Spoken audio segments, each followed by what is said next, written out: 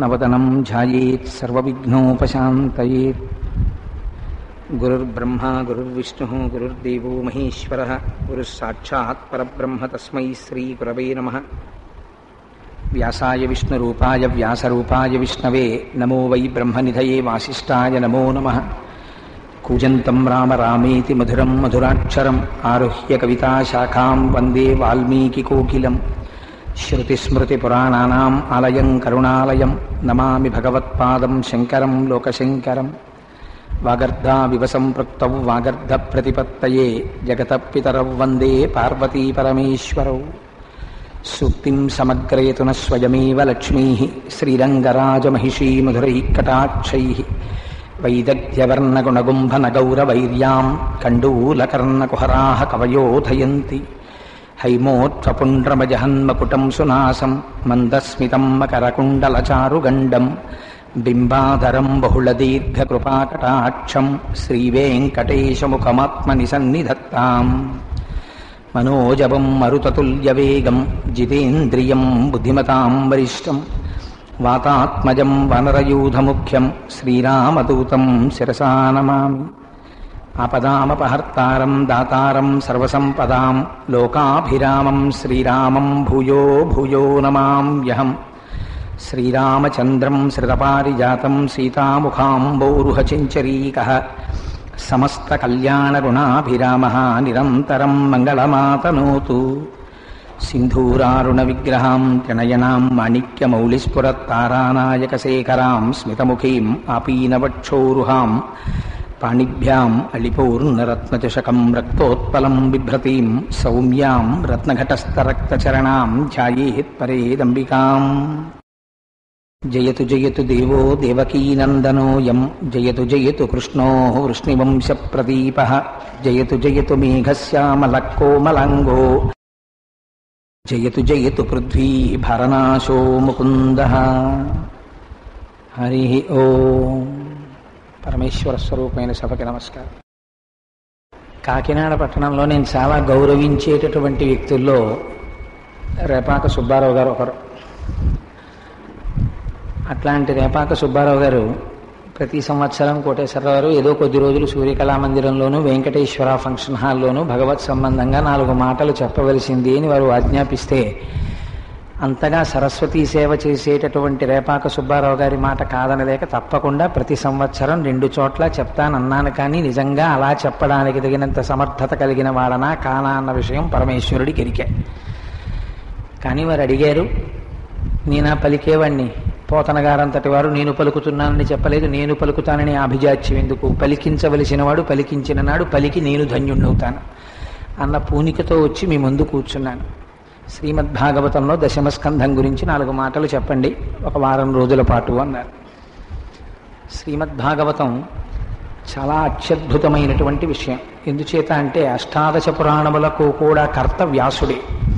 18 పురాణములు ఆయనే రచించారు. మద్వయం భద్వయం చైవ భర్త్రయం చతుష్టయం అనాపలింగ కూష్కాని పురాణాన్ని పృథక్ పృథక్ అని ఒక్కొక్క అక్షరాన్ని ఆధారంగా చేసుకుని ఆయా పురాణముల యొక్క పేర్లను తీసి చూస్తే రచింపబడినటువంటి 18 పురాణములకు కర్త వ్యాసుడే అయినప్పటికీ భాగవతాన్ని రచించే ముందు మాత్రం అంతటి వ్యాసుడు కూడా నైరాశ్యం చెందాడు. ఇన్ని పురాణములు రచించాను కానీ ఎందుకో నాకు తృప్తి లేదు అని సరస్వతీ నదీ తీరంలో నైరాశ్యంతో తిరుగుతుంటే ఆనాడు నారద మహర్షి కనపడి ఉపదేశం చేశారు. భగవత్ కథ, భగవంతుని యొక్క గుణ వర్ణనము, భాగవతుల యొక్క వైశిష్ట్యము, ఆంతరముగా జ్ఞానము ప్రతిపాదించినటువంటి ఒక సమగ్రమైన స్వరూపము కలిగిన గ్రంథమును రచించినటువంటి కారణం చేత నీ మనసులో వెలితి ఏర్పడింది. దీన్ని పూరించడానికి నువ్వు భాగవత రచన చెయ్యాలి అని వేదవ్యాస మహాపురుషుణ్ణి ప్రచోదనం చేస్తే అప్పుడు ఆయన భాగవతాన్ని రచించారు. పురాణములన్నింటినీ సాధారణంగా సూతుడు చెప్తాడు, కానీ భాగవతం దగ్గరికి వచ్చేటప్పటికి శుకుడు చెప్పాడు. శుకుడు చెప్పడానికి కారణం శుక అంటేనే జ్ఞానము కలిగిన వాడు అని అర్థం. ఎందుచేతంటే కుశ అన్నారనుకోండి, దర్భలు చేత పట్టినటువంటి కర్మిష్టి తిరగబడి శుక అయిందనుకోండి, ఏ కర్మలు చేయడము చేత అంతఃకరణ శుద్ధి కలిగి జ్ఞానము కలిగి సర్వత్ర భగవద్దర్శనము చేయగలిగినటువంటి స్థితికి ఎదిగిన మహాపురుషుడై ఉన్నాడో అటువంటి వాడైన శుకుడు భాగవత ప్రవచనం చేశాడు. అంటే భాగవత ప్రవచనం చెయ్యడానికి మాత్రం ఆ స్థాయి ఉంటే తప్ప మొట్టమొదటిసారి భాగవతం చెప్పడం కుదరదని ఈశ్వర నిర్ణయం. అందుచేతనే శుక మహర్షి మాత్రమే భాగవతాన్ని ప్రవచనం చేశారు. ఎంతటి నైరాశ్యం, ఎంతటి వైరాగ్యం కలిగిన వాడు అంటే ఆయన ఏ ఇంటి ముందు కూడా ఆవు పాలు పితికిన సమయం కన్నా ఎక్కువసేపు నిలబడరు. అంత తక్కువసేపు నిలబడడం ఎందుకు అంటే అంతకన్నా ఎక్కువసేపు ఎక్కడైనా నిలబడితే అక్కడ ఉండేటటువంటి మనుష్యులతో తనకి అనుబంధం ఏర్పడితే మనస్సు లోపల ఆ అనుబంధాలు సంసారముగా పెరుగుతాయి కనుక అనేక మందితో కూడినటువంటి అనుబంధములతో నిండిపోయిన మనస్సు యందు భగవంతుడు కూర్చోవడానికి కావలసినంత ఖాళీ లేక ఇరుకైపోతుందేమోనన్న భావన చేత సంగమును వీడవలననేటటువంటి దృక్పథంతో శుకమహర్షి ఎక్కడా ఎక్కువసేపు నిలబడకుండా వెళ్ళిపోతుండేవారు. అంతటి వైరాగ్య సంపత్తి కలిగినటువంటి శుకుడు పరీక్షిన్ మహారాజు యొక్క ఆవేదనని ఆర్తిని చూసి తప్పకుండా భాగవత ప్రవచనం చెయ్యాలని మహానుభావుడు 7 రోజుల పాటు కూర్చుని ప్రవచనం చేశారు. అందుకే భాగవతం సప్తాహం. అయితే 7 రోజులు అనడం వెనకాతలా పరీక్షిన్ మహారాజు గారు 7 రోజులలో మరణిస్తారనడం వెనకాతలా ఒక రహస్యం ఉంది. ఆ 7 రోజులతోనే ఎందుకుంటాయంటే భాగవతం సప్తాహం 7 రోజుల పాటు చెప్పారు, 7 రోజుల పాటు విన్నారు. పరీక్షిన్ మహారాజు గారికి మరణం 7 రోజులలో. 7 రోజులంటే ఎంతమంది ఏ వ్యక్తి ఎన్ని సంవత్సరములు బ్రతికినా పూర్ణాయుర్దాయం శతమానం భవతి శతాయు పురుష స్థితేంద్రియ ఆయుష్దేవేంద్రియే ప్రతిష్టతి అని 100 ఏళ్ళు బ్రతికినా ఆ వ్యక్తి బ్రతికేది మాత్రం 7 రోజులే. ఎందుచేత ఎన్నేళ్లు బ్రతకనివ్వండి, ఉండేది ఆది సోమ మంగ బుధ గురు శుక్ర శని తప్ప 8వ వారం లేదు. ఇంకా ఎంత గొప్ప చక్రవర్తి కానివ్వండి, ఎన్ని రాజ్యాలు ఏలినవాడు కానివ్వండి, వెళ్ళిపోవలసి వస్తే అయ్యో నేను కూడా అలా అందరిలా 7 రోజుల్లో వెళ్ళిపోవడం ఏమిటి, నా కోసం ప్రత్యేకంగా ఒక వారం ఉండదా అంటే ఉండదు. కాల్చడానికి గంధపు చెక్కలు ఉంటాయేమో, వెళ్ళిపోవడానికి కొత్త వారాలు ఏమి ఉండవు. అందుచేత వాళ్ళు కూడా ఆ వారంలోనే వెళ్ళిపోవాలి. ఎన్ని సంవత్సరములు బ్రతికినా బ్రతికేది మాత్రం 7 రోజులే. అందుకని భాగవతం సప్తాహంగా విను అంటే దాని అర్థం ఏమిటి? భాగవతం నువ్వు ఎంతకాలము జీవించి ఉంటావో అంతకాలము వినవలసిందే. కాబట్టి ఇప్పుడు మరణం అన్నది ఏది? భగవంతుని యొక్క నామస్మరణ విస్మరణమే మరణము. భగవంతుని యొక్క నామస్మరణమే బ్రతుకు. ఇప్పుడు భాగవత సప్తాహం అన్న మాటలోంచి మీకు ఏమర్థమవుతోంది? మనము జీవించి ఉన్నాము. ఊపిరి తీయడం కాదు జీవితం అంటే, అన్నం తిన్నాము కాదు జీవితం అంటే, కాళ్ళు చేతులు కదిపాము కాదు జీవితం అంటే. మరి ఏది జీవించి ఉండడం? భగవంతుని యొక్క నామమును స్మరించగలిగినన్ని రోజులు కూడా జీవించి ఉన్నట్టు. ఏనాడు భగవంతుని యొక్క నామమును విస్మరించావో, ఏ రోజు నీకు భగవన్నామము చెప్పడానికి ఖాళీ దొరకలేదో ఆ రోజు మరణించిన రోజుతో సమానం. అంటే తాను లేని రోజుతో సమానము. కాబట్టి 7 రోజులు భాగవత సప్తాహం అంటే ఎన్ని సంవత్సరములు జీవించినా ఆయు ప్రమాణమంతా భగవన్నామస్మరణలో మాత్రమే గడపవలే. దాన్ని తెలియచేస్తుంది. అందుకే పెద్దలు కొంతమంది అయితే అసలు భాగవతం అయిపోయిందన్న మాట వాడరు. ఎందుచేత అంటే అయిపోవడం ఎలా అయిపోతుంది? ఉన్నన్నాళ్ళు భాగవతం చెప్పవలసిందే, భాగవతం వినవలసిందే, భాగవతం పారాయణ చేయవలసిందే, భాగవతుడై భగవన్నామములు పలుకుతూ ఉండవలసిందే. భాగవతం అయిపోవడం ఎలా కుదురుతుంది? అందుకని భాగవతం అయిపోయిందన్న మాట అసలు వాడరు. అంత అద్భుతమైనటువంటి భాగవతాన్ని వ్యాస భగవానుడు రచిస్తే దాన్ని శుక మహర్షి ప్రవచనం చేశారు. నిగమకల్పతరోర్గలితం ఫలం శుకముఖదామృత ద్రవ సంయుతం పిబత భాగవతం రసమాలయం ముహురహో రసికా భువిభావుకాహ అన్నారు. ఇది నిగమకల్పతరోర్గలితం ఫలం. ఇది ఉపనిషత్తుల యొక్క సారాంశం. వేదముల యొక్క చిట్ట చివర ఉండేటటువంటి వాటికి ఉపనిషత్తులని పేరు. ఆ ఉపనిషత్తులు జ్ఞానభాగం. అదంతా కేవలము జ్ఞానముతో కూడుకున్నదై ఉంటుంది. అటువంటి జ్ఞానముతో కూడుకున్నటువంటి ఉపనిషత్తులనబడేటటువంటి వేదముల యొక్క కొమ్మల చిట్ట చివరి భాగములైన ఉపనిషత్తులనబడేటటువంటి కొమ్మల చివర పండినటువంటి పండు భాగవతం. ఈ పండు బాగా పండిందా లేదా, ఆరముగ్గిందా లేదా, మీరేం ప్రయత్నం చెయ్యక్కర్లేదు. ఒక చిలక కొట్టిందనుకోండి, చిలక కొట్టింది అంటే తప్పకుండా అది బాగా పండిన పండు. ఒక చిలక కొరికింది దాన్ని. ఎవరా చిలక? శుకుడు. శుకముఖద్రాం ఆయన శుకుని చేత అంటే ప్రవచనము చేయబడినటువంటి భాగవతము. నిగమకల్పతరోర్గలితం ఫలం శుకముఖదామృత ద్రవ సంయుతం పిబత భాగవతం. ఇప్పుడు మనం ఏం చేయాలి? పిబ, తాగేసేయి దాన్ని పట్టుకుని. మళ్ళీ అలాంటి అవకాశం దొరుకుతుందని నమ్మకం ఏం లేదు. భాగవతము దొరికిన నాడు చెవులతో జుర్రుకో. అలా ఎలా కుదురుతుందండి? నోటితో జుర్రుకుంటారు కానీ చెవులతో జుర్రుకుంటారా? భగవత్ సంబంధము వచ్చేటప్పటికి ఒక ఇంద్రియము చెయ్యవలసిన పని వేరొక ఇంద్రియము చెయ్యవలే. ఒక్కొక్క నాడు అలా సంతోషించాలి, అలా జుర్రుకోవాలి. అందుకని చెవులతో జుర్రుకో. పదార్థం బాగా నచ్చింది అనుకోండి, జుర్రుకుంటాడు. జుర్రుకునేటప్పుడు చప్పుడు వస్తుంది. చుట్టూ ఉన్న వాళ్ళు ఏమంటారు, ఏమిటి అంత అనాగరికంగా అలా జుర్రేసుకుంటున్నాడు ఏమిటి అంటారు. జుర్రేసుకున్నాడంటే అంతగా పదార్థము యొక్క రుచి యందు మమేకము చెందాడు. భాగవతం వినేటప్పుడు కూడా నువ్వు అలా మమేకము చెందవలే. చింది పిబత భాగవతం రసమాలయం ఉహురహో రసికా భువి భావుకా. నువ్వు భావుకుడవై ఉండాలి. కేవలము భాగవతము విని అది అలా జరుగుతుందా అండి, ఇది ఇలా జరుగుతుందా అండి అని దాన్ని విమర్శ చెయ్యడం కోసమనేటటువంటి సంకుచితమైన దృక్పథంతో కూర్చున్నవాడు కూర్చోవడం వల్ల, వినడం వల్ల భాగవత శ్రవణము ప్రయోజనమును ఇయ్యదు. ఇది పరమ యథార్థము. వేదవ్యాసుడంతటి వాడు రచించినటువంటి మహోత్కృష్టమైన గ్రంథము. ఇందులో రసోవై సహా సాక్షాత్ ఆనంద స్వరూపుడైనటువంటి కృష్ అంటే నిరతిశయ ఆనంద స్వరూపుడైన కృష్ణ పరమాత్మ యొక్క కథ వర్ణింపబడినది అన్న పూనికతో కూర్చుని విన్ననాడు అది మన జన్మనంతటినీ కూడా చరితార్థము చేసి ఈ భవసాగరము నుంచి గట్టెక్కించగలిగినటువంటి గొప్ప నౌక.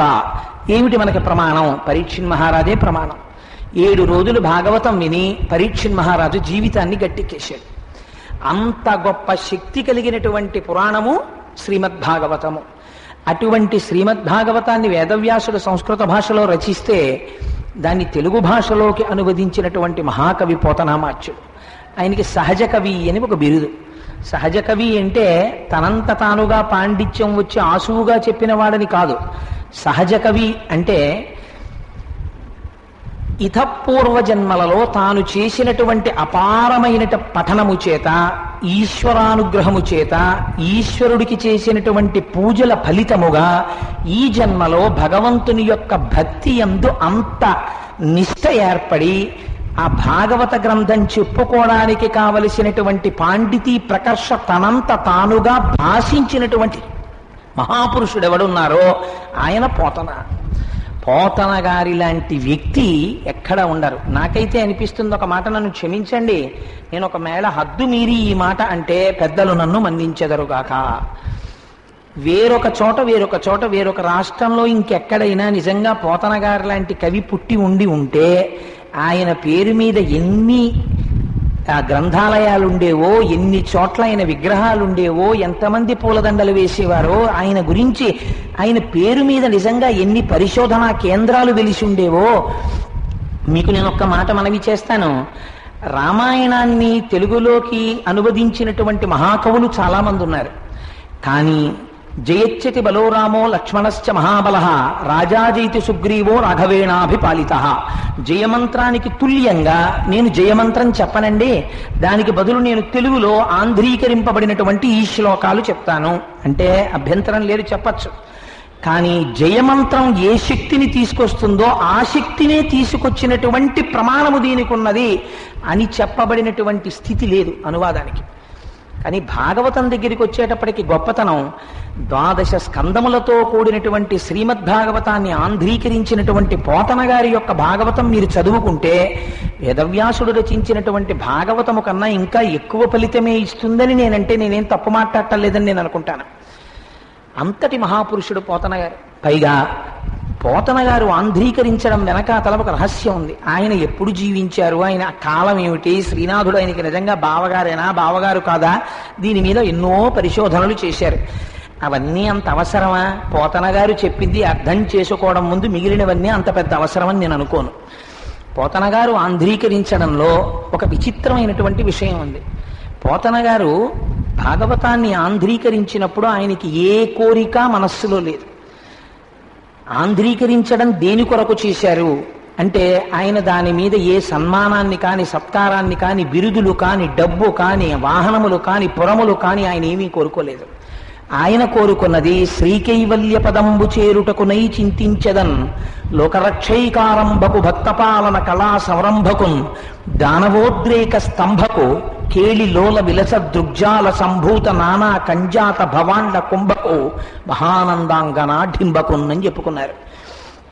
కేళిలోల విలస దృగ్జాల సంభూత నానా కంజాత భవాండ కుంభకు అన్నది ఛాందోగ్యోపనిషత్తులో ఉండేటటువంటి మంత్రముల యొక్క సారాంశం. ఎవరు కేవలము తన దృష్టి చేత, తన సంకల్పము చేత ఈ బ్రహ్మాండములన్నింటినీ కూడా సృష్టి చేయగలిగినటువంటి సమర్థుడున్నాడో అటువంటి పరబ్రహ్మము గురించి నేను ప్రతిపాదిస్తున్నాను అని చెప్పారు పోతన గారు. ఆయన దాని మీద కోరుకున్న కోరికేం లేదు. అటువంటి పోతన గారు ఆంధ్రీకరిస్తున్న సమయంలో ఒక ఆశ్చర్యకరమైన సంఘటన జరిగింది. వారి జీవితం గురించి కొన్ని ప్రమాణ గ్రంథాల్లో చెప్పినటువంటి విషయాన్ని నేను మీ ముందు ఉంచుతున్నాను. ఒకానొక సమయంలో పోతన గారు పొలం దున్నుకుంటుండగా శ్రీనాథ మహాకవి వచ్చారు అంటారు. అయితే పోతన గారికి నిజంగా శ్రీనాథుడు బావగారా అండి? దాన్ని మళ్ళీ ఖండిస్తూ కొన్ని గ్రంథాలు ఉన్నాయి కదా. ఒక మంచి విషయం ప్రతిపాదించడం కోసం నేను ప్రతిపాదిస్తున్నాను దీన్ని. శ్రీనాథ మహాకవి అలా వస్తున్నారు, పోతన గారు పొలం దున్నుకుంటున్నారు.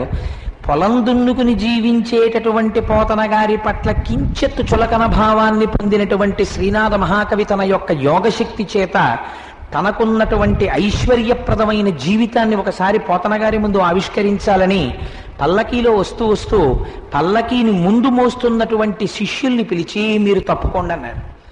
ముందు శిష్యులు తప్పుకున్నారు, పల్లకీ వెళ్ళిపోతోంది. పోతన గారు తన కొడుకుతో పొలం దున్నిస్తున్నారు.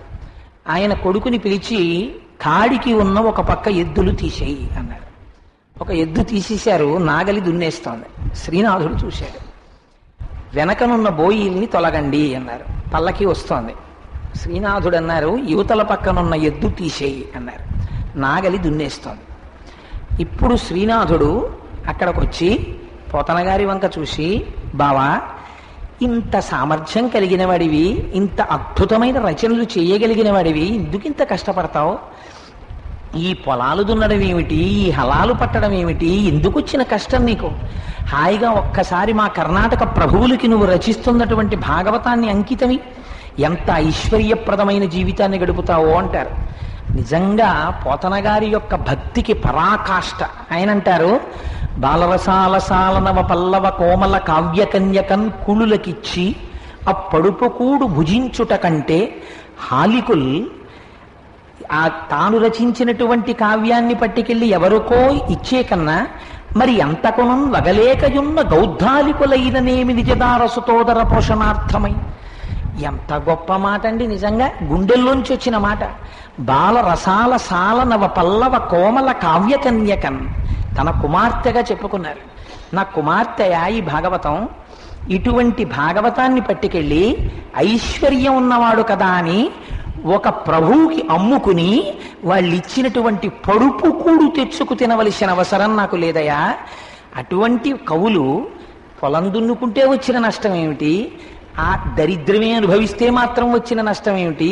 గౌద్ధాలికులైననేమి నిజదార సుతోదర పోషణార్థమై భార్యని బిడ్డల్ని పోషించుకోవడానికి మాత్రం పొలం దున్నుకు బతికితే చాలదా అని అడిగారు. శ్రీనాథుడు ఇంటికి వెళ్ళిపోయాడు. శ్రీనాథుడికి ఆతిథ్యం ఇవ్వడానికి పోతన గారింట్లో ఆ రోజున తగినంత మర్యాద చెయ్యడానికి సంభారములు లేవు. ఒక చెట్టు కింద కూర్చుని ఉండిపోతే మహానుభావుడు ఎక్కడి నుంచి వచ్చారో ఆయన నమ్ముకున్న రామచంద్రమూర్తి ఒక పేద బ్రాహ్మణ రూపంలో వచ్చి పోతన గారు భాగవతం రచిస్తున్నారని తెలిసింది, పోతన గారికి ఈ పళ్ళు బియ్యం ఇవి ఇచ్చి వెడదామని వచ్చాను, నాన్నగారు ఇంట్లో లేరా అని అక్కడ పెట్టి వెళ్ళిపోయారు.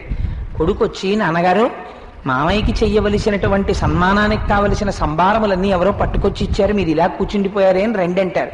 అంటే ఇంటికి వెళ్ళిన తర్వాత బావగారు అనుష్ఠానం తీర్చుకోండి, మనం కలిసి భోజనం చేద్దామంటారు పోతన గారు. ఆ రోజుల్లోనే ఒక ఆశ్చర్యకరమైన సంఘటన జరిగిందంటారు పెద్దలు. ఆ రోజు రాత్రి చాలాసేపు శ్రీనాథుడు నచ్చ చెప్పాడు అంటారు పోతన గారికి ఆ భాగవతాన్ని అంకితం ఇవ్వమని. వాదించడానికి ఇష్టం లేనటువంటి పోతన గారు అంగీకరించినట్లుగా శ్రీనాథుడికి అనిపించింది. ఎందుచేత అంటే వాదించలేదు కనుక. అందుకని ఈయన సంతోషంగా మర్నాడు పొద్దున్న కర్ణాటక ప్రభువుల దగ్గరికి వెళ్ళిపోయారు, భాగవతాన్ని మీకు అంకితం ఇస్తున్నారని చెప్పడానికి. పోతన గారికి ఆ రోజు రాత్రి ఇంట్లో ఎవరో ఏడుస్తున్నట్లు వినపడింది. ఎవరు ఏడుస్తున్నారు అని పోతన గారు లేచి చూశారు. లేచి చూసేటప్పటికీ సరస్వతీదేవి కన్నుల వెంట కాటుక కరిగిపోయిందిట తల్లికి. నిజంగా ఏమి దర్శనం చేశాడో మహానుభావుడు. కాటుక పెట్టుకున్న కాటుక కరిగిపోయి నల్లటి చారికలు కట్టి వక్షస్థలం తడిసిపోయేట్టుగా ఏడుస్తూ కనపడింది వీణ పట్టుకుని. అప్పుడు ప్రతిజ్ఞ చేశారు, కాటుక కంటి నీరు చనుకట్టుపయింబడ ఎలయేక్షదో కైటభరాజు మర్దనుని గాదిలి కోడలా ఓ మదంబ ఓ హటక గర్భురాణి నిన్నాకటికునిపోయి అల కర్ణాట కిరాత కీచకులకు అమ్మను త్రిశుద్ధిగా నమ్ము భారతి. అమ్మ నిన్ను పట్టుకెళ్ళి అమ్మను, నన్ను నమ్ము. కాటుక కంటి నీరు చనుకట్టుపయింపడ ఎలయేక్షదో. ఎందుకమ్మా అంత ఏడుస్తున్నావు? భాగవతాన్ని అంకితం ఇస్తాననుకుంటున్నావా? ఇవ్వను. ఇది నా స్వామి రామచంద్ర ప్రభువుకు మాత్రమే అంకితం ఇస్తాను. నేనా అమ్మా పలికినవాణ్ణి? పలికెడిది భాగవతమట, పలికించు విభుండు రామభద్రుండట, నే పలికిన భవహరమగునట, పలికెద వేరొండు గాథ పలుకగనేల అని పోతనగారు చెప్పుకుని, మహానుభావుడు ఆ రోజు ఒక మాట చెప్తారు బయటికి వచ్చి కొడుకులతోటి. ఈ మనుజేశ్వరాధములకిచ్చి పురంబులు వాహనంబులు సొమ్ములు కొన్ని పుచ్చుకొని సొక్కి శరీరము బాసి కాలుచే సమ్మెటపోటులంబడక శ్రీహరికి ఇచ్చి చెప్పే బమ్మెర పోటరాజొకడు భాగవతంబు జగద్ధితంబుగన్ అని చెప్పుకున్నాడు. ఏమయ్యా, ఎందుకు నాకు ఆ కానుకలు? ఇంత భాగవతాన్ని రచించి దాన్ని పట్టుకెళ్ళి ఎవరికో అంకితం ఇచ్చుకుంటే ఈ మనుజేశ్వరాధములకిచ్చి ఐశ్వర్యం ఉంది కదా అని అహంకారంతో పెచ్చరిల్లిపోయి భాగవతం యొక్క వైశిష్ట్యం తెలియకుండా నేను అంకితం పుచ్చుకున్నాననుకున్న వాడికి ఇస్తే నాకేమిస్తాడు వాడు? నాకు కొన్ని పురములు ఇవ్వచ్చు, కొన్ని వాహనములు ఇవ్వచ్చు, కొంత డబ్బు ఇవ్వచ్చు. నేను పట్టుకెళ్ళిపోతానా వాటిని? ఈ మనుజేశ్వరాధములకిచ్చి కొన్ని పురంబులు వాహనంబులు సొమ్ములు కొన్ని పుచ్చుకొని తీరా ఇవన్నీ పుచ్చుకుని తీసుకెళ్లి ఇంట్లో పెట్టేటప్పటికీ సొక్కి ఆయుర్దాయం అయిపోయింది. శరీరము బాసి పడిపోయింది శరీరం. నీకింత కవిత్వ శక్తినిస్తే దీన్ని నమ్ముకున్నావురా అని చెప్పి ఆ రాజు యమధర్మరాజు నన్ను పొడుస్తుంటే కాలుని సమ్మెటపోటులంబడక శ్రీహరికి ఇచ్చి చెప్పే, శ్రీహరికి సమ్మతి ఇచ్చి చెప్పే బమ్మెర పోతరాజొకడు భాగవతంబు జగద్ధితంబుగన్. నాంత నేనుగా రామచంద్రమూర్తి యొక్క పాదములు నమ్ముకుని రామచంద్రమూర్తికే అంకితం ఇవ్వడం కోసమని నేను ఈ భాగవతం చెప్పుకుంటున్నాను అని. పోతనగారి యొక్క గొప్పతనం ఎక్కడుందంటే, పోతనగారు జన్మతః గొప్ప శైవుడు, అందున వీరశైవుడు. అంతగా అమ్మవారిని ఆరాధించి అంతగా పరమశివుణ్ణి ఆరాధించినటువంటి పోతనగారికి శివుడికి కేశవుడికి అభేదం. ఇద్దరు ఒక్కటే, ఒకే పరబ్రహ్మస్వరూపము ఇన్ని రకాలుగా భాషిస్తోంది.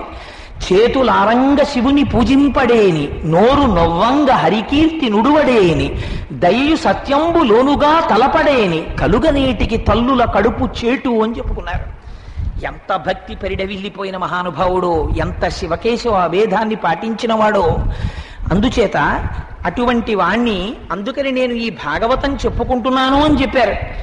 చెబుతూ భాగవతం చెప్పడానికి కావలసినటువంటి శక్తి అమ్మ నాకెవరివ్వాలో తెలుసా? అమ్మలగన్నయమ్మ ముగురమ్మల మూలపుటమ్మ చాలా పెద్దమ్మ స్వారులమ్మ కడుపారడి బుచ్చినయమ్మ తన్నులో నమ్మిన వెల్పుటమ్మల మనంబున ఉండెడియమ్మ దుర్గమాయమ్మ. కృపాప్తినిచ్చుట మహత్వ కవిత్వ పటుత్వ సంపదలు. మేము విజయవాడ వెళ్ళాం. విజయవాడ వెడితే కనకదుర్గమ్మ దర్శనానికి వెడుతుంటే, అయ్యా మహానుభావ పోతనామాచ్య, గుండెలు అవిసిపోయేటట్టు భక్తితో దుర్గమాయమ్మ అని ఆ రోజు చెప్పుకుని వెళ్ళిపోయావు. అమ్మ నిన్ను మర్చిపోలేదు. ఇప్పటికీ దుర్గాలయం లోపలికి వెడుతుంటే రాజద్వారం మీద ఉండే పద్యం అది.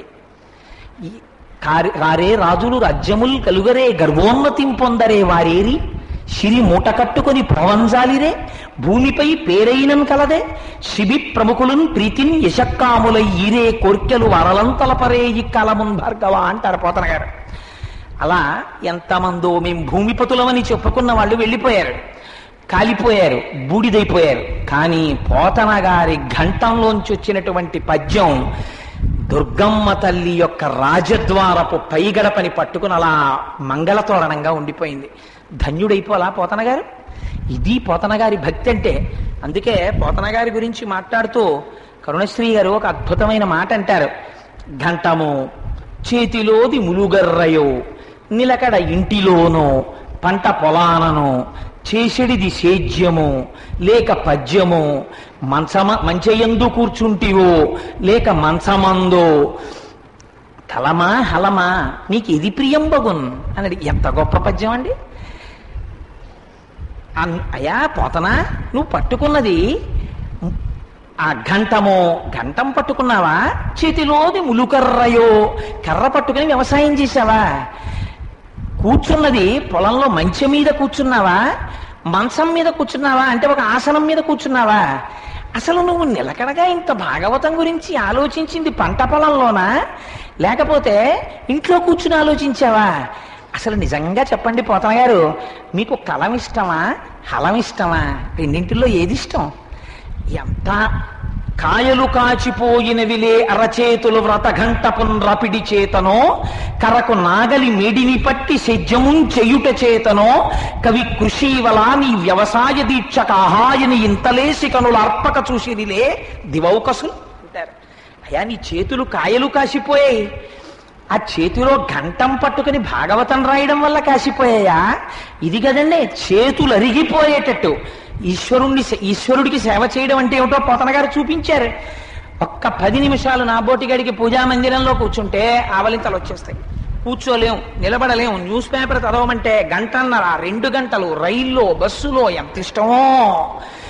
కాసేపు భాగవతంలో 4 పద్యాలు చదువుకుంటూ ఉత్తరీయం తీసి కళ్ళు తుడుచుకుంటూ, ఏమి పోతన గారు ఏమి పద్యాలండి అయా, మీరు నిజంగా గంటంతో రాశారా లేకపోతే తేనెతో రాశారా ఈ పద్యాలు? ఎలా రాశారండి మీరు అనిపిస్తుంది. నిజంగా అంత అద్భుతమైన పద్యాలు రాశాడు మహానుభావుడు అని అడుగుతారు కరుణశ్రీ గారు ఆయన్ని. ఆ చేతికి కాసిపోయినటువంటి కాయలు ఆ నాగలి పట్టి వ్యవసాయం చేయడం చేత కాశాయా, ఆ ఘంటం పట్టుకుని శ్రీకృష్ణ చరిత్ర భాగవతం రాయడం వల్ల కాసిపోయాయా? అసలు ఈ కాయలు ఎందుకు కాసిపోయా? కానీ కరుణశ్రీ గారు అన్నారు, వాళ్ళు కనురెప్పలు వేయకపోవడం కాదు, నిన్ను పరీక్షగా చూడడంలో వాళ్ళు కనురెప్పలు వేయడం మరిచిపోయారన్నారు. అందుకని కాయలు కాచిపోయినవిలే అరచేతులు వ్రతఘంటపున్ రపిడి చేతనో, కర్రకు నాగలి మెడిని పట్టి సెజ్జముం చెయుట చేతనో, కవి కృషివల నీ వ్యవసాయ దీక్ష కాహాయని ఇంతలేసి కనుల అర్పక చూసిరిలే దివౌకసుల్. మనం బాధపడవలసిన విషయం ఎక్కడంటే, తెలుగు సాహిత్యంలో ఇంతగా పరవశించి పాడుకున్న పోతన గారు కూర్చున్న ఒక భంగిమతో కూడినటువంటి 4 విగ్రహాలు ఆంధ్రదేశంలో 4 చెరగలా మనకి కనపడవు. ఎక్కడో ట్యాంక్ బండ్ మీద ఎక్కడో ఉంటుందేమో. ఓ పిల్లాన్ని తీసుకెళ్ళి, చదువుకునే పిల్లల్ని తీసుకెళ్ళి, ఈయనరా బమ్మెర పోతనంటే, ఈయనరా మహానుభావుడు ఆంధ్రీకరించిన వాడు, ఈయనరా ఎవని చేజనించు జగమెవ్వని లోపల నుండి లీనమయ్యని చెప్పుకున్నవాడు, ఏమి పోతనామాచ్యుడురా, ఏమి జీవితం రాయింది అని మీరు చెప్పడానికి పోతన గారి విగ్రహాలే లేవు. పనికిమాలిన విగ్రహాలు ఎన్నో, అక్కర్లేని విషయాలు ఎన్నో. పోతన గారి క్యాలెండర్ ప్రింట్ చేసిన ఫర్మ్ ఒకటి నాకు చూపించండి. ఇంత తెలుగుదేశం ఇంత ఆంధ్రదేశం అని చెప్పుకుంటామే, పోతన గారి క్యాలెండర్ వేసి 4 స్కూల్స్కి పంచిపెట్టిన వాళ్ళని, పోతన గారి ఫోటో ఒకటి ఇంట్లో ఉన్న ఇంటిని ఎక్కడ దొరుకుతున్నాయండి? నిజంగా మనం తెలుగు వాళ్ళమై పుట్టి బమ్మెర పోతన గారికి మనం చేస్తున్నటువంటి స్థానం, మనం ఇస్తున్న స్థానానికి మనం సిగ్గుపడి తలంచుకోవాలి. నేను ఈ మాట ఒకవేళ కఠినంగా అనుంటే పోతన గారి యందు నాకున్న భక్తితో అన్నాను తప్ప నేను ఎవ్వరినీ కించపరచడానికి ఈ మాట అంటలేదు. అంతటి మహాప్రాజ్ఞుడు, అంతటి మహానుభావుడు ఆయన. అమ్మలగన్నయమ్మ ముగురమ్మల మూలపుటమ్మ అని ఆ దుర్గమ్మ తల్లిని స్తోత్రం చేస్తే మళ్ళీ ఒక్కొక్క శ్లోకం వెనకాతల, ఒక్కొక్క పద్యం వెనకాతల ఎన్నెన్ని అంతరార్థాలు నిక్షేపించారు. సరే, ఇప్పుడు అవన్నీ పట్టుకుంటే దశమస్కంధం మాట దేవుడి పోతన గారితో అయిపోతుందని నేను ఇంకా దాని గురించి చెప్పట్లేదు. కానండి, ఎలాగో భాగవతం పూర్తిగా చెప్పించాలని మా గోపాలకృష్ణ స్వామి సంకల్పం చేస్తున్నారు కదా, అప్పుడు ఏమైనా 45 రోజులు చెప్పినప్పుడు పోతన గారి గురించి ఎక్కువ చెప్పే ప్రయత్నం చేస్తాను. వలిన భక్తి మెచ్చదన వారిత తాండవకేళికి, దయాశాలికి, శూలికి, శిఖరిజాముఖ పద్మమయూకమాలికి, కపాలికి, బాల శశాంక మౌళికి, నారదాది మునిముఖ్య మనస్సరసీరుహాళికిన్ అంటారు. చివరంతా ఇకారాలు లింగస్వరూపంతో. అమ్మవారిని పూజించి పరమశివుణ్ణి ప్రార్థన చేసి ఈశ్వరుణ్ణి ప్రార్థన చెయ్యకపోతే జ్ఞానం ఎక్కడి నుంచి వస్తుంది? ఆయన జ్ఞానగంగాధరుడు. చంద్రోద్భాసిత శేఖరే స్మరహరే గంగాధరే శంకరే సర్పైర్భూషిత కంఠకర్ణ వివరే నేత్రోద్ధ వైశ్వానరే దంతిత్వకృత సుందరాంబరధరే త్రైలోక్య సారేహరే మోక్షార్థం కురుచిత్త వృత్తి మమలాం అంతైస్తు కింకర్మభిః అంటారు శంకర భగవత్పాదులు. శ్రీ శర్వాణి నిజాంకమందునగుచున్ జన్నోంద లంబోదరుండీశా దక్షిణ శక్తి దేహమున దానింపారియుండంగా రాత్రీషుండుత్తమ దేహమందు వెలుగుల్ రంజిల్లగా నొప్పునో కాశీనాథ యొసంగ వేడదను నా కామ్యార్థముల్ వేట్కతో అంటారు. చెప్పుకున్నది విష్ణు కథ. ఎంత గొప్ప కథ చూడండి. ఆయన హృదయ వైశాల్యం చూడండి, ఆయన జ్ఞాన స్థితి చూడండి. ఆయనకి ఎక్కడా శివకేశవులని అసలు రెండు పదార్థాలే కనపడలా. పోతన గారికి కనపడిందంతా పరబ్రహ్మమే. ఎక్కడున్న పోతన గారు కొడుకులతో కోడళ్లతో భార్యతో సంసారంలో ఉండి తన పొలం తను దున్నుకుని కష్టపడి ఒక 4 బస్తాలు ధాన్యం వస్తే తృప్తిగా దానితో జీవనం చేసినటువంటి పోతన గారికి ఏమి జ్ఞానం, ఏమి స్థాయి, ఏమి శ్రీమద్భాగవతం, ఏమి ఆంధ్రీకరణ, అది పోతన గారి స్థాయి. అందుచేత నాకు తెలుగు నేల మీద పోతన గారి పద్యాలంటేనే నాకు ఎక్కువ ప్రీతి. ఎందుకంటే వ్యాసుడి దర్శనం కన్నా యథార్థమునకు ఆంధ్రీకరణలో పోతన గారు కొన్ని చోట్ల దాటారు కూడా దర్శనం చేయడంలో. సరే, అటువంటి పోతన గారి పాదపద్మములకు సాంజలి బంధకముగా నా శిరసు తాటించి నమస్కరిస్తూ భాగవతం 10వ స్కంధం గురించి ప్రారంభం చేసే ప్రయత్నం చేస్తాను. శ్రీమద్భాగవతం ఆశాంతము అమృత ఫలమేది. అందున 10వ స్కంధానికి ఒక విశేషం ఉంది. ఏమిటి ఆ విశేషం అంటే, 10వ స్కంధం శ్రీకృష్ణ లీలల గురించి, శ్రీకృష్ణ జననము గురించి మాట్లాడుతుంది. మన మనస్సుకి ఒక బలహీనత ఉంటుంది. ఏమిటా బలహీనత అంటే, మీరు ప్రయత్నపూర్వకంగా మనస్సుకి ఒక ఆలంబనాన్ని ఇవ్వలేదనుకోండి, మీరేమీ అందించలేదు దానికి. అందించకపోతే అది ఖాళీగా ఉండదు. సదా మోహాటవ్యాం చరతి యువతీనాం కుచగిరౌ నటత్యాశాఖాస్వటతి జడితి స్వైరమభితః కపాలిం భిక్షో మే హృదయకపి మత్యంత చపలం తృడా భక్త్యా బధ్యావా శివభవదధీనం కురు విభో అంటారు శంకర భగవత్పాదులు. అది ఎప్పుడు మోహాటవినందు అలా తిరుగుతూనే ఉంటుంది. తనంత తాను తిరగడం మొదలు పెడితే ఇంద్రియాల్ని ప్రకోపింపచేసి భ్రష్టత్వం వైపుకి తీసుకెడుతుంది. మీరు ప్రయత్నపూర్వకంగా మనస్సుకి ఒక వస్తువుని అందించడం మొదలు పెట్టారనుకోండి, అది ఆ వస్తువుని పట్టుకుంటుంది. పట్టుకుని ఆ వస్తువు ఎటువంటిది, ఒక్కొక్క వస్తువు ఉందనుకోండి, ఒకరు పట్టుకుంటే ఒక ప్రయోజనం ఇస్తుంది, ఇంకొకరు పట్టుకున్నారనుకోండి ప్రమాదం ఇస్తుంది. ఒక డాక్టర్ గారు ఒక బ్లేడ్ పట్టుకుని కోసాడు అనుకోండి, లోపల ఉన్న రుగ్మత పోతుంది. నా బోటిగాడు బ్లేడ్ ఎట్టు కోసాడు అనుకోండి, ఎవరినన్నా గాయం అవుతుంది. బ్లేడు తప్ప నా తప్ప అంటే సమర్థత లేదు. ఆ వస్తువుని ముట్టుకుంటే, ఒకరు ముట్టుకుంటే ప్రమాదం, ఒకరు ముట్టుకుంటే ప్రయోజనం. కత్తిపీట అమ్మ ముట్టుకుంటే మంచి కూర వస్తుంది, కత్తిపీట పిల్లాడు ముట్టుకుంటే హాస్పిటల్ బిల్లు వస్తుంది. తేడా ఉందా లేదా? ఉంది. వస్తువునందా దోషం, మనకి ప్రాజ్ఞత లేకపోవడం చేత మనకి ఆ వస్తువుని పట్టుకోవడం చేత కానప్పుడు ప్రమాదం వస్తుంది. కానీ ఒకే ఒక వస్తువు ఉంది ప్రపంచంలో, ఆ వస్తువుకి మినహాయింపు. ఆ వస్తువుని మీరు ఏ భావనతో పట్టుకోండి, అది అదే ఫలితాన్ని ఇస్తుంది. కామోత్కంఠత గోపికల్ భయమునన్ కంసుండు వైరక్రియా సామాగ్రించి చుపాల ముఖ్య నృపతుల్ సంబంధులై వృష్ణులున్ ప్రేమన్ మీరలు భక్తి మేము ఇది చక్రింగంటి మెట్లైన ఉద్ధామధ్యాన గరిష్ఠులైన హరిచందన్ వచ్చు ధాత్రీశ్వర అంటాడు నారదుడు ధర్మరాజు గారితో. కామోత్కంఠత గోపికలు శ్రీకృష్ణ భగవానుడి పాదములు పట్టుకున్నప్పుడు కామము చేత పట్టుకున్నారు. కామోత్కంఠత గోపికల్ భయమునన్ కంసుండు. అదే కృష్ణుడు గురించి కంసుడు ఆలోచించాడు, భయంతో ఆలోచించాడు. భయమునన్ కంసుండు వైరక్రియా సామగ్రించి శుపాల ముఖ్య నృపతుల్. శత్రుత్వంతో శిశుపాలుడు తలుచుకున్నాడు. సంబంధులై వృష్ణులున్, వృష్ణి వంశంలో జన్మించిన వాళ్ళు కృష్ణుడు మా బంధువు అని తలుచుకున్నారు. సంబంధులై వృష్ణులున్ ప్రేమన్ మీరలు, పాండవులారా మీరు ప్రేమతో ఆయన్ని తలుచుకున్నారు. భక్తి మేము, నారదుడు చెప్తున్నాడు, మేము భక్తితో ఆ శ్రీకృష్ణ భగవానుణ్ణి కొలిచాం. భక్తి మేము ఇది చక్రింగంటిమి. ఎవరు ఎలా పట్టుకున్నా అందరికీ దొరికాడు కృష్ణుడు.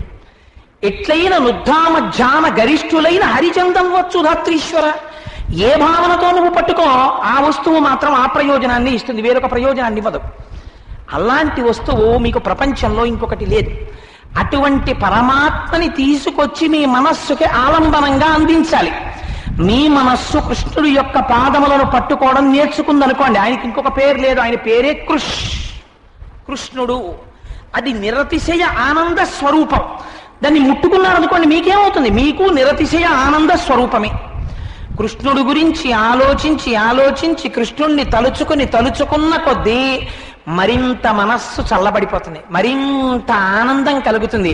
అవతలవాడి అజ్ఞానాన్ని క్షమించగలిగినటువంటి శక్తి వస్తుంది, అవతలవాడి యొక్క హాస్యం గురించి పట్టించుకోనటువంటి స్థితి వస్తుంది, మీలో మీరు పరవశించిపోయేటటువంటి స్థితి మీకు ఏర్పడుతుంది. ఎక్కడుంది ఆనందం? ఇక్కడే ఉంది. అటువంటి కృష్ణుణ్ణి తీసుకొచ్చి మీ మనస్సుకి ఇప్పుడు ఆలంబనంగా అందించాలి. అలా అందించడంలో సర్వోత్కృష్టమైనటువంటి స్థితి భాగవతం దశమ స్కంధంలో నిక్షేపింపబడింది. ఎందుచేత దశమ స్కంధం అంతా శ్రీకృష్ణ భగవానుని యొక్క లీలలున్నాయి. లీల అంటే పాంచభౌతికమైనటువంటి శరీరంతో ఈ ప్రపంచములోకి ప్రవేశించి ఇతపూర్వము చేసినటువంటి కర్మల యొక్క ఫలితమును అనుభవించి దీనిని క్షేత్రముగా పొంది సుఖదుఖములనేటటువంటి రెండు ఫలములను ఇక్కడే పండించుకోవడానికి వచ్చినటువంటి ప్రాకృతమైన లౌకికమైన మాంసముతో సప్తధాతువులతో కూడిన శరీరము కలిగినటువంటి వారం మనం. ఈశ్వరుడు కూడా అలాగే ఉన్నట్లు కనపడి లోకమునకు వచ్చినా వారు వచ్చిన ప్రయోజనము వేరు. యదా యదా హి ధర్మస్య గ్లానిర్భవతి భారత పరిత్రాణాయ సాధూనాం వినాశాయ చ దుష్కృతాం ధర్మ సంస్థాపనార్థాయ సంభవామి యుగే యుగే. ఆయన రావడం వెనకాతల ఉండేటటువంటి కారణం ఈ మాంసచక్షువుతో భగవంతుణ్ణి ఒక రూపంలో చూడకపోతే మేము ఉండలేమని పరితపించినటువంటి భక్తులకి తన స్వరూపాన్ని దర్శనమిప్పించడం కోసమని చెప్పి రావడం భగవంతుని యొక్క సౌలభ్యమునకు పరాకాష్ఠ. కాదు కాదు, ధర్మమునకు హాని కలిగించేటటువంటి రాక్షస ప్రవృత్తి కలిగినటువంటి వారిని సంహరించడం రెండవ కోణం. అందుచేత ఈశ్వరుడు వచ్చినది కర్మ అనుభవించడానికి కాదు. జన్మకర్మచమే దివ్యం అంటాడు భగవద్గీతలో. నా జన్మ నా కర్మ రెండూ దివ్యములే, మీలా నేను కర్మ అనుభవించడానికి వచ్చిన వాడను కానంటాడు. అటువంటి వస్తువుని తీసుకెళ్లి మీరు మనస్సుకి ఆలంబనంగా ఇస్తే ఆ వస్తువుని నిరంతరము స్మరించడమే భక్తి. స్మరణలు ఎడతెగక మీరు ఏ పని చేస్తున్నా స్మరణ చెయ్యడం కోసం మీరు కూర్చోవడం కాదు. అలా కూర్చోవడం భక్తి పరిఢవిల్లినట్టు కాదు. మీరు ఏది చేస్తున్నా 2 గంటలు పూజామందిరంలో కూర్చుంటే తప్ప నేను ఈశ్వరుణ్ణి ధ్యానం చేయలేనండి అని మీరు అన్నారనుకోండి, నేను అది తప్పని నేను అనను. ఎందుచేత అంటే ఆ స్థితి నుంచి ఎదగాలి ఎవరైనా. కానీ క్రమక్రమంగా ఏమండి మీరు ఇవాళ ఈశ్వరుణ్ణి ధ్యానం చేయలేదా అని అడిగితే నవ్వొచ్చింది అనుకోండి. అసలు నాకు ఈశ్వరుడు జ్ఞాపకం రాంది ఎప్పుడు? అసలు ఆయనని విస్మరించడానికి నాకు అవకాశం ఎక్కడుంది? నా ప్రతి ఊపిరిలో ఆయనే ఉన్నాడు. అసలు నేను ఆయన్ని విస్మరించడానికి అవకాశం ఉంటుందా అండి అని అడిగారు అనుకోండి ఎవరైనాను. అలా అడిగితే అది ఆశ్చర్యకరమైనటువంటి విషయం. ఏదో భక్త జయదేవుడి కథలో చెప్తారే, ఆయన భార్య దగ్గరికి వెళ్ళి భర్తగారు మరణిస్తే కూడా, అంటే భర్తగారు మరణించారని చెప్పిన తరువాత కూడా బ్రతుకుతారా ఆడవాళ్ళని అడిగింది ఆవిడ. అంటే ఆవిడ అంత మహాపతివ్రత. అదేమిటి భర్త మరణించాడని చెప్తే ఏడవడం ఏమిటి?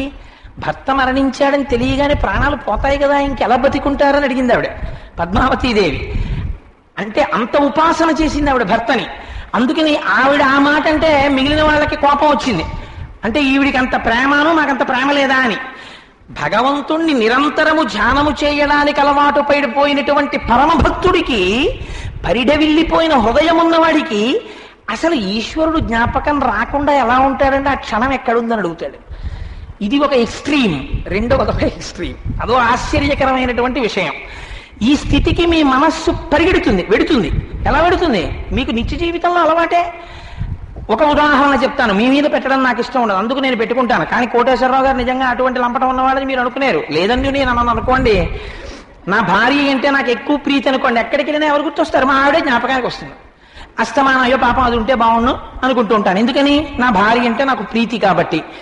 ఎక్కడున్నా భార్యని స్మరించడానికి మనసుకు లేని ఇబ్బంది ఈశ్వరుణ్ణి తలుచుకోవడానికి ఎందుకు వస్తుంది? అంటే నిజంగా నీకు నీ భార్య అంటే అంత ప్రేమ కాబట్టి జ్ఞాపకానికి రాకుండా ఎలా ఉంటుందండి అని అడుగుతారు. భగవంతుడు రావట్లేదండి అంటాం. ఎందుకంటాం? అంటే అంత తాదాత్మ్యత ఆయనతో లేదు. అంత తాదాత్మ్యత ఆయన వైపుకి వెళ్ళడానికి కావలసినటువంటి ఔషధాన్ని దశమ స్కంధం ఇస్తుంది. మీకు ఆంతరముగా ఉన్నటువంటి విషయం తెలిసిందనుకోండి, ఇక్కడే ఇప్పుడే ధన్యులైపోతారు. అర్థం అవ్వలేదనుకోండి ఏమీ అవ్వదు, ప్రమాదం ఏం రాదు. ఆ లీల అర్థం అయితే చాలు. అసలు నేనంటాను, గృహస్థాశ్రమంలో ఉన్న వాళ్ళు భాగవతం లాంటి గ్రంథాలు, రామాయణం లాంటి గ్రంథాలే ఎక్కువగా లోపల ధారణలో ఉండాలి. చిత్తటే భగవంతుని యొక్క స్మరణము తిరుగుతుంది. తిరిగి తిరిగి అది ఒకనాడు తప్పకుండా ఒక సద్గురువు పాదాలు పట్టిస్తుంది. అప్పుడు ఇంకా మీ ప్రయత్నమే ఉండదు, మీరే ఉపనిషత్తుల్లో ఓలలాడతారు జ్ఞానంలో. కానీ ముందు మీరు ప్రయత్నపూర్వకంగా పట్టుకోవలసింది రామాయణ భారత భాగవతాల్ని. అందుచేత భాగవతం మీకు పరమాత్మని మీ మనస్సుకి ఆలంబనంగా తీసుకొచ్చి అందించగలిగినటువంటి దివ్యౌషధము. ఎందుచేత భాగవతంలో దశమస్కందం ప్రారంభం చూడండి, ఆశ్చర్యకరమైన సందర్భంతో ప్రారంభం అవుతుంది. పైకి కథ, లోపల ఆంతరమైన రహస్యం. ఒకానొక సమయంలో 2 వంశములు ఏకకాలమునందు ఉండేవి. యదువంశము ఒకటి, భోజవంశము ఒకటి. భోజవంశమునందు 2 అన్నదమ్ములు ఉన్నారు. ఒక ఆయన పేరు ఉగ్రసేనుడు, ఒక ఆయన పేరు దేవకుడు. ఉగ్రసేనుడికి ఒక కొడుకున్నాడు, కంసుడు. దేవకునికి ఒక కుమార్తె ఉన్నది, దేవకి. ఇప్పుడు కంసుడు దేవకి ఏమవుతారు? అన్నా చెల్లెలు. అర్థమైపోతుంది కదా, అన్నదమ్ముల బిడ్డలు కాబట్టి అన్నా చెల్లి, కజిన్స్. రక్తం పంచుకు పుట్టిన వాళ్ళు కారు. వేరొక వైపు యదువంశం ఉంది. యదువంశంలో శూరుడు అని ఒక రాజు ఉన్నారు. ఆయనకు ఒక కుమారుడు, ఆయన పేరు వసుదేవుడు. ఇక్కడ దేవకుని కుమార్తె అయినటువంటి దేవకిని శూరుని యొక్క కుమారుడైన వసుదేవునికి ఇచ్చి వివాహం చేశారు. ఇప్పుడు దేవకి ఎవరి పక్కకి చేరినది? వసుదేవుని పక్కకు చేరినది. ఈ దేవకి వసుదేవులు ఇద్దరు ఎక్కడికి వెళ్ళాలి? వసుదేవుడింటికి వెళ్ళాలి, అత్తవారింటికి. సహజంగా అది పెద్ద విశేషం ఏం కాదు, దానికి పెద్ద జ్ఞానం ఏం అక్కర్లేదు. కాబట్టి బయలుదేరాలి. కథాపరంగా ఆ దేవకుడు తన కుమార్తెని అత్తవారింటికి పంపిస్తున్నాడు కాబట్టి అబ్బో బ్రహ్మాండమైన ఏనుగులు, వాటికి బంగారు అలంకారాలు, గుర్రాలు, వాటికి బంగారు తొడుగులు, జీనులు, రథాలు, పరిచారికలు, దాసదాసీ జనం, ఎన్నో బహుమతులు, కానుకలు, సంబారాలు, సారే అన్ని ఇచ్చి పంపిస్తున్నాడు. ఎవరు ఎన్ని ఇచ్చి పంపించినా రథంలో కూర్చుని ఒక వ్యక్తి వెడుతున్నప్పుడు రథాన్ని మాత్రం ఎవరు తోలుతారు? సారథే తోలుతాడు. ఎంత గొప్పవాడవనివ్వండి, సారథ్యం మాత్రం సారథి కదా చేస్తాడు. సాధారణంగా మనకు ఎంతో ప్రీతి ఉందనుకోండి, సారథ్యం మనమే చేస్తాం. అయ్యా అటువంటి మహాపురుషుడు కదా ఎక్కాడు, లేకపోతే మా అబ్బాయి కదా ఎక్కాడు. కొత్తగా మా అబ్బాయికి పెళ్ళయింది, మా అబ్బాయి మా కోడలు ఇద్దరు కారులో కూర్చున్నారు. ఎంత అదృష్టం, నా వంశం పెరిగింది, నా కొడుకు కోడలు కారులో ఉన్నారు. ఒరే ఇవాళ నువ్వు డ్రైవ్ చెయ్యక్కర్లేదురా, ఇలా నేనే డ్రైవ్ చేస్తాను అని తండ్రి సంతోషంగా డ్రైవ్ చేశాడు. ఇప్పుడు అందులో మీరు తప్పు పట్టడానికి ఏముంది? ఏమీ లేదు. ఒక అన్నగారు డ్రైవ్ చేశాడు, తప్పు పట్టడానికి ఏముంది? ఒక విషయం మాత్రం మీకు ద్యోతకం అవుతుంది ఆ కథలో. అలా కంసుడు వచ్చి సారథ్యం చేశాడు అనుకోండి. తోడ పుట్టినవాడా కంసుడు? కాడు, అన్నదమ్ముల బిడ్డలు వాళ్ళు. అటువంటి కంసుడు వచ్చి సారథ్యం తీసుకున్నాడు అనుకోండి. ఇప్పుడు కంసుడికి దేవకీదేవి యందు ఎంత ప్రేమ ఉన్నట్లు, చాలా ప్రేమ ఉన్నట్లు. ఇప్పుడు మీరు ఒక విషయం ఆలోచించండి. కంసుడు అనగానే మీరు వెంటనే ఒక న్యాయమూర్తి స్థానంలో కూర్చుని కంసుడు దుర్మార్గుడండి, వాడు కూర్చున్నామని నమ్మకండి కోటేశ్వరారు అనకండి. మీరు అక్కడికి అలా ఆలోచించండి. ఇప్పుడు కంసుడు ఎవరు? చాలా మంచివాడు. కూర్చున్నాడు, కూర్చుని సారథ్యం చేస్తున్నాడు. వెనకాతల కొత్తగా వివాహం అయినటువంటి చెల్లెలు బావగారు కూర్చున్నారు, దేవకీ వసుదేవులు. రథం వెళ్ళిపోతోంది, ఎంతో సంతోషంగా నడుస్తోంది, చాలా ఆనందంగా ఉంది. ఆ నడుస్తున్నటువంటి సమయంలో ముగ్గురి మనస్సుల్లోనూ ఖేదమునకు ఆస్కారము లేదు. ఇలా ఏ విధమైన దుఃఖము పొందడానికి అవకాశము లేకుండా రథాన్ని తోలుతున్నటువంటి కంసుడికి, దేవకీదేవికి, వసుదేవుడికి హఠాత్తుగా అశరీరవాణి వినపడినది. ఇదో గమ్మత్తైన మాట. వాణి అంటే వాక్కు ఉన్నదనుకోండి. వాక్కు అన్నది కానీ ధ్వని అన్నది కానీ వచ్చినది అంటే వెంటనే మీరేం ఊహిస్తారు? ఒక ఉపాధి ఉన్నది. కూ అందనుకోండి, మీరు ఇక్కడ కూర్చుని చెప్తారు ఎవరు కూ అన్నారు అని. వీధిలోకి వెళ్ళి చెట్లన్నీ ఏం చూడక్కర్లేదు, కోయిల కూసినది అంటారు. కావు అందనుకోండి, కాకి అరిచినది. అక్కడెక్కడికో మీరు రోడ్డు మీద వెళ్ళిపోతుంటే నా కంఠం వినపడింది అనుకోండి, ఇలా అరిచేవాడు కోటేశ్వరరావు కాబట్టి వాడు ఏదో ఉపన్యాసం చెప్తున్నాడు మీరు చెప్పేస్తారు. కాబట్టి ఆ ధ్వని ఎక్కడి నుంచి వస్తుంది? ఉపాధిని అంటి పెట్టుకుని ఉంటుంది. ఉపాధిలో ఉన్న వాయువే వాక్కుగా మారుతుంది. ఉపాధి లేకుండా ధ్వని రమ్మంటే వస్తుందా? కోయిల లేదు, కూ అనమంటే అంటుందా? కాకి లేదు, కావు అన్న రావం వినపడుతుందా? కోటేశ్వరరావు గారు ఉపన్యాసానికి రాలేదు ఇవాళ, మీకు కోటేశ్వరరావు ఉపన్యాసం వినపడుతుందా? వినపడదు. శరీరం లేదు, వాణి వినపడింది. ఏమిటా మాట? ఆశ్చర్యంగా లేదా? అశరీరవాణి, దాని పేరేమిటి? శరీరము లేకుండా మాట్లాడునది. అంటే ఇదేదో మీరు గమనించవలసిన విషయం సుమా. ఒక కాషన్ ఆర్డర్ అక్కడ మీకు. కాబట్టి అశరీరవాణి పలుకుతోంది. ఇప్పుడు ఏమని పలుకుతోంది? ఎవరు పలుకుతున్నారు కనపడింది అనుకోండి, సాక్ష్యం తీసుకొచ్చేస్తాడు కంసుడు. ఇప్పుడు కనపట్టలేదు ఎవరు, కనపడకుండా ఒక పలుకు మాత్రం వినపడుతోంది. ఏమని? తుష్టయగు భగిని మెచ్చగ నిష్ఠుడవై రథము నడిపెదెరుగవు మీదన్ శిష్టయగు ఈతలోదరి అష్టమ గర్భంబు నిన్ను హరించు సుమీ అంది. ఎంత అందమైనటువంటి అనువాదమో చూడండి పోతన గారిది. తుష్టయగు భగిని మెచ్చగా, ఆవిడ చాలా తృప్తిగా ఉందిరా కంసా మీ చెల్లెలు. ఎందుకని? కోరుకున్న భర్త లభించాడు. స్త్రీ ఎంత గొప్పగానైనా ఉండవచ్చు, కానీ ఒక యథార్థం మాట్లాడుతున్నాను. ఆడవారి పట్ల నాకు పరమ గౌరవం, కానీ నేను ఒక సత్యం చెప్తున్నాను. వాళ్ళ జీవితానికి ధన్యత ఎప్పుడు?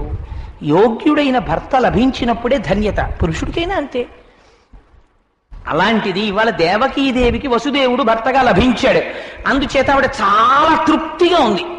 అటువంటి తుష్టయకు భగిని మెచ్చగా ఆ నీ యొక్క సోదరి అయినటువంటి ఆ దేవకీదేవి నిన్ను మెచ్చుకోవాలన్న సంతోషంలో నిష్ఠుడవై రథము నడిపెదెరుగవు మీదన్, నీకు తెలియట్లేదురా రాబోయే కాలం ఎటువంటిదో. చాలా సంతోషంగా నువ్వే రథం నడిపేస్తున్నావు, కానీ రాబోయే కాలంలో ఏమవుతుందో తెలుసా? శిష్టయగు ఈతలోదరి అష్టమ గర్భంబు నిన్ను హరించుసుమి. ఆ మాట చూడండి, తలోదరిట. తలోదరి అంటే ఏమిటి? చిక్కిపోయినట్టుగా ఉన్న కడుపున్నది. ఆ కడుపేం పైకి ఉండి అబ్బో చాలా పెద్ద బొజ్జున్నావిడండి అని ఏం కనపట్టలేదు. చాలా లేతగా లోపలికి పోయినటువంటి కడుపు. కానీ అందులోంచి ఎవరు వస్తున్నారు? 8 పిల్లలు ఖాయంగా వస్తున్నారు. ఎంత గమ్మత్తైన మాట చూడండి. ఆ 8 నీకు అంటుందా? ఇంత సన్నగా ఉంది అనుకుంటున్నావేమో పిచ్చోడా. ఇష్టుడవై రథము నడిపెదెరుగవు మీదన్ శిష్టయగు ఈ తలోదరి అష్టమ గర్భంబు నిన్ను హరించుచుమి. 8 నీకు అంటుంది, నీకేం అనుమానం అక్కర్లేదు. అలా కంటే నాకు సంతోషమే కదండి, 8 మేనల్లుళ్ళు ఉంటారంటావేమో. 8వ వాడు నిన్ను చంపేస్తాడు రా అంది. చాలు, అనవలసిన మాట అనేసింది అశరీరవాణి. ఇది మీరు కొంచెం అండర్లైన్ చేసి గుర్తుపెట్టుకోండి ఎర్రసిరాతో. అసలు ఈ మాట అశరీరవాణి అనలేదనుకోండి, దశమ స్కంధంలో కంసుడు ప్రతినాయకుడు అని నిరూపించడానికి మీకు ఆధారం ఏముంది? వాడు చక్కగా తీసుకెళ్ళిపోతాడు దేవకీ వసుదేవుడు. తీసుకెళ్లి దింపేస్తాడు. చెల్లెమా వస్తానమ్మా అంటాడు. పెడితే ఓ పంచప్రయం పెడుతుందేమో, తీసుకుని వెళ్ళిపోతాడు హాయిగా. ఇప్పుడు అసలు కథ ఎక్కడ ప్రారంభం? పెద్ద మలుపు తిప్పింది ఎవరు? అశరీరవాణి. ఏమండి ఎవరండి అని మీరు అడుగుతారేమోనని వ్యాసుల వారు జాగ్రత్త పడిపోయారు. అలా నీ కంటికి చూపించడానికి, నీకు పరిచయం చేయడానికి శరీరం ఏం లేదండి అక్కడ. మరి ఎలా పలికిందంటే, పలికింది అంటే ఇప్పుడు ఏం చేయాలి? ఆలోచించడం మొదలు పెట్టావు. ఇప్పుడు ఏమైంది? పైకి కథ, లోపల జ్ఞానాన్ని పెట్టేశారు తీసుకొచ్చి. అశరీరవాణి పలికింది. పలకగానే ఉలిక్కి పడిన వాళ్ళు ఎవరు? వసుదేవుడు. ఉలిక్కి పడినవాడు కంసుడు. గభాలన కిందకి దిగాడు. వసుదేవుడు కూడా ఉలిక్కి పడ్డాడు, తప్పేం లేదు. ఎందుకంటే వాడు ఎలాంటి వాడో ఈయనకి తెలియదు అంటే ఖచ్చితంగా పడుకుంటాడు ఇప్పుడు దేవకీదేవిని.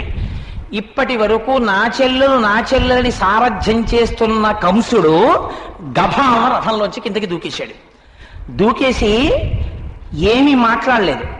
చెల్లి నీ 8వ గర్భంలోంచి వచ్చేవాడు నన్ను చంపేస్తాట చూశావా అని వాడేం మాట్లాడలేదు. వాడు ఉత్తర క్షణం ఏం చేశాడంటే ఆవిడ కొప్పట్టుకుని కిందకి లాగేశాడు. లాగేసి వరలోంచి కత్తి తీసి పీక నరికైపోయాడు. ఇప్పుడు వరకు మీకు, ఇప్పుడు నేను ఈ మాట చెప్పడం, ఇంతవరకు మీరు భాగవతం వినలేదు అనుకోండి. కాసేపు మీరు వినలేదని కాదు, నాకన్నా బాగా విన్నవాళ్ళు, తెలుసున్న వాళ్ళు. ఇప్పటి వరకు కంసుడు చాలా మర్యాదా పురుషోత్తముడు. ఇప్పటికిప్పుడు కంసుడు ప్రతినాయకుడు. ఎంత భయంకరమైన మనిషి అయిపోయాడండి. ఇల్లా పట్టుకుని పీక కత్తిరించడానికి సిద్ధపడిపోయినటువంటి ఈ యొక్క కంసుడి వంక వసుదేవుడు చూశాడు. దేవకీదేవి ఏమనలేదు, గమ్మత్తు అక్కడ. ఆవిడేమీ మాట్లాడలేదు. వసుదేవుడు మాట్లాడుతున్నాడు.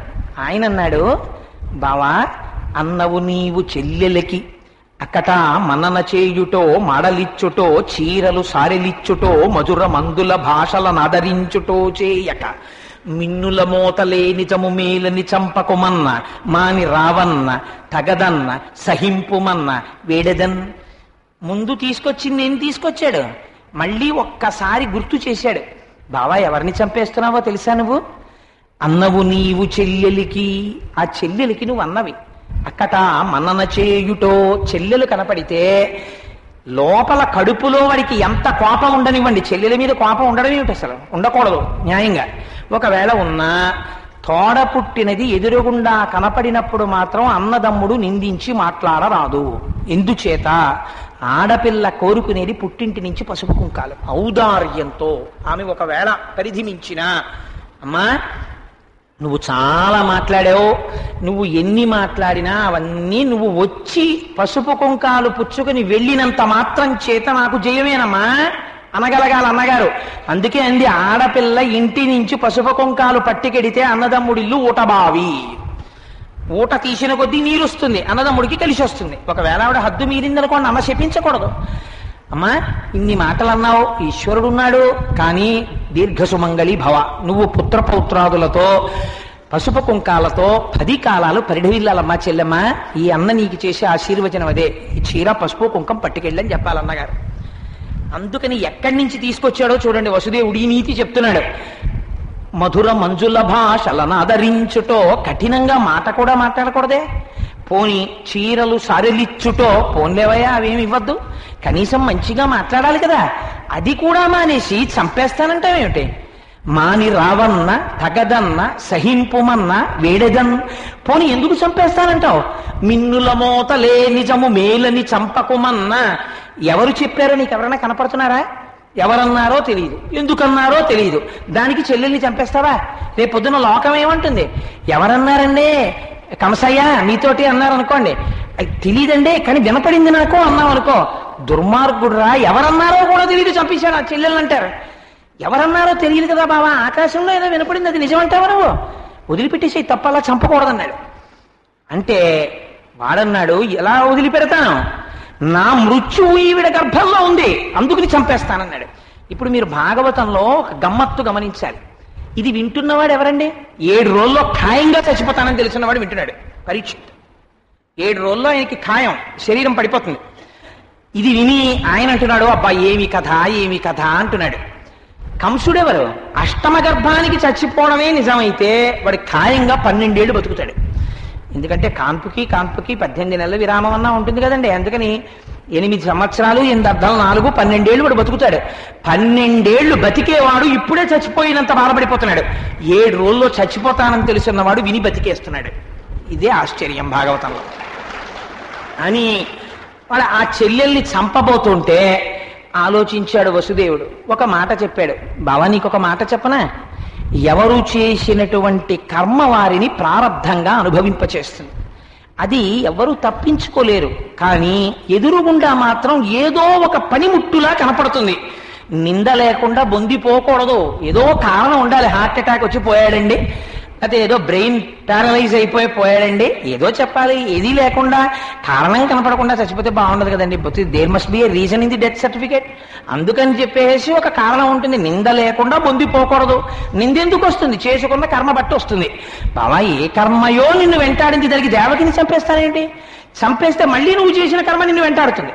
అందుకని అలా చంపకన్నాడు. ఈ వేదాంతం వాడికి ఎక్కుతుందండి బుర్రకి.